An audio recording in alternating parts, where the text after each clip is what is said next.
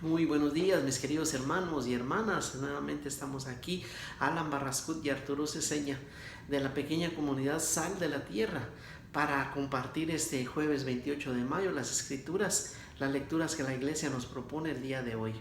Sin más, vamos a iniciar. Si me permite, quisiera bendecir su familia, bendecir su día. Así es de que en el nombre del Padre, del Hijo y del Espíritu Santo. Amén.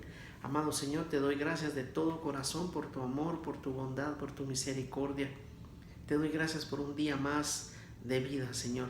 Te ruego de todo corazón que envíes tu Espíritu Santo, que envíes un espíritu de bendición y que tu gracia cubra a todas estas iglesias domésticas que se están levantando durante esta cuarentena, Señor, y que están atentos a escuchar de tu palabra. Te ruego que los bendigas, que los llenes con tu gracia, con tu luz, con tu Espíritu Santo. Te lo pido en el precioso y dulce nombre de Jesús, invocando la intercesión de María, la humilde, la sencilla, la obediente, la siempre Virgen María. Que así sea para todos nosotros, Señor, en el nombre del Padre, del Hijo y del Espíritu Santo de Dios. Amén. Mi querido hermano, vamos a estudiar el día de hoy, vamos a compartir la palabra que está en Hechos de los Apóstoles en el capítulo 22, el último versículo, el versículo 30, y luego nos vamos a pasar al párrafo siguiente, que es el capítulo 23, versículos del 6 al 11. Es San Pablo, después de haber sido detenido y puesto preso en Jerusalén, después de su viaje que hizo en la despedida de ayer, pasa visitando todas las comunidades que tenía, y de pronto se encuentra en Jerusalén y va con Santiago y va con el consejo de la iglesia primitiva a entregarles información de cómo está la situación de evangelización y cómo la ha dejado, pero también a decirles que está ahí presente porque el Señor quiso que llegara a Jerusalén. Entonces le dan de consejo que los judíos ya lo andan buscando, ya andan detrás de él, que mejor vaya al templo, que se presente, que se purifique y que para hacer ver como que, como que no está en contra de la ley. Esto nos da una gran enseñanza. No está en la lectura de hoy, pero los comentaristas de la iglesia dicen que es precisamente porque hay una continuidad y hay una hermandad entre la salvación de los judíos y la inserción de nosotros dentro de ese plan de salvación.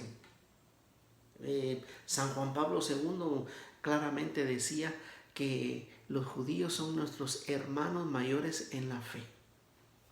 Entonces San Pablo hace caso de Santiago, pero cuando se presenta al templo lo agarran preso, lo llevan, lo patean, lo golpean. Es tal el alboroto que arman los judíos que tuvieron que llegar los romanos a separar y a ver qué estaba pasando. Agarran a Pablo, lo encadenan y entonces San Pablo dice, hablándole en griego al romano, le dice, ¿me vas a permitir hablarle a esta gente? Y dice, ¿cómo eres tú que puedes hablar griego? Porque yo soy romano. Entonces ya lo respetan. Él en hebreo empieza a predicar la palabra de Dios, pero los judíos no soportan la palabra que está dando San Pablo. Se le vuelven a tirar, entonces ya el comandante se lo lleva preso.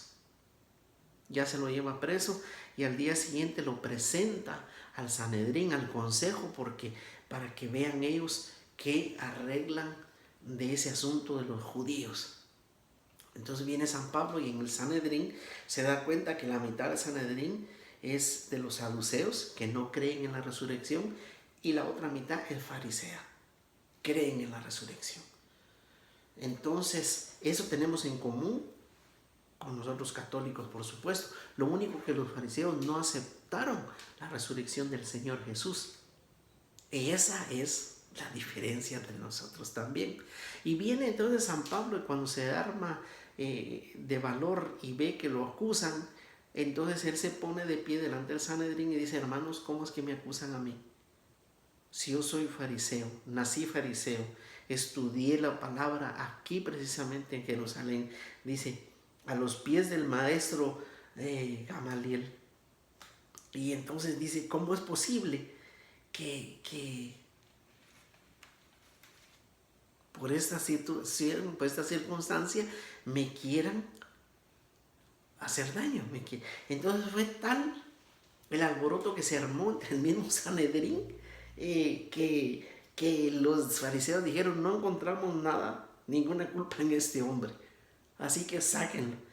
Entonces, como el pleito empezaba a crecer, dice que temiendo el comandante que despedazaran a Pablo, mandó a la tropa a sacarlo de en medio y se lo llevaron a la fortaleza. A la noche siguiente el Señor mismo se le presentó y le dijo, ánimo, lo mismo que has dado testimonio de mí aquí en Jerusalén, lo tienes que dar en Roma. Y esta es palabra de Dios. Y entonces ahora vamos a leer el Evangelio, lo que la iglesia nos propone el día de hoy. Seguimos en la oración sacerdotal del Señor Jesús. Cuando el Señor Jesús le habla al Padre, se recuerda, lo vimos el día de ayer, capítulo 17 de San Juan, para que lo vea después usted en su casa y lo medite, de los versículos del 20 al 26. Y dice el Señor Jesús, este lo vamos a leer brevemente porque es necesario para poderlo comprender. Y dice el Señor Jesús, no solo ruego por ellos, sino también por los que han de creer en mí por medio de sus palabras, que todos sean uno como tú, Padre, estás en mí y yo en ti. Que también ellos sean uno en nosotros, para que el mundo crea que tú me enviaste. Yo les di la gloria que tú me diste, para que sean uno como lo somos nosotros. Yo en ellos y tú en mí, para que sean plenamente uno, para que el mundo conozca que tú me enviaste y los amaste como me amaste a mí. Padre, quiero que los que me confiaste estén conmigo donde yo estoy, para que contemplen mi gloria, la que me diste, porque me amaste antes de la creación del mundo. Padre justo, el mundo no te ha conocido, yo te he conocido, y estos han conocido que tú me enviaste. Les di a conocer tu nombre y se lo daré a conocer, para que el amor con que tú me amaste esté en ellos y yo en ellos. Palabra de Dios. Mire, mi querido hermano, el Señor Jesús sigue bendiciéndonos desde ese día hasta el día de hoy. Primero le dice al Padre que esta bendición y esto que está haciendo por sus discípulos dure, para que los que creamos por estas palabras, para que los que creamos lo que hemos oído de testimonio desde antes de otras gentes, conozcamos y creamos en que Dios es Padre y que es uno con el Hijo. Esta es una gran bendición. Y mire, es una petición que Jesús está haciéndole al mismísimo Dios Padre. Imagínense, al mismísimo Dios Padre. Y dice que sea, y vuelve a insistir, que seamos uno, que ellos sean uno también como tú y yo somos uno, dice. Y dice otra cosa más importantísima también. Dice, yo les di la gloria que tú me diste, para que ellos sean uno. ¿Y cuál es la gloria que Él nos dio? Él nos mostró el camino de la salvación. Él nos comparte parte de su gloria en la Eucaristía. Él nos comparte parte de su gloria en la venida del Espíritu Santo. Él nos comparte su gloria convirtiéndonos, volviéndonos hijos de Dios por el bautismo. Él nos comparte su gloria enviándonos su propio Espíritu Santo para que habite en nosotros. Y mire, pero lo que más recalca el Señor Jesús aquí es también, si se da cuenta, dice que sean uno para que el mundo crea. Lo importante que es el tema de la unidad, el tema de la unión, el tema de la comunión.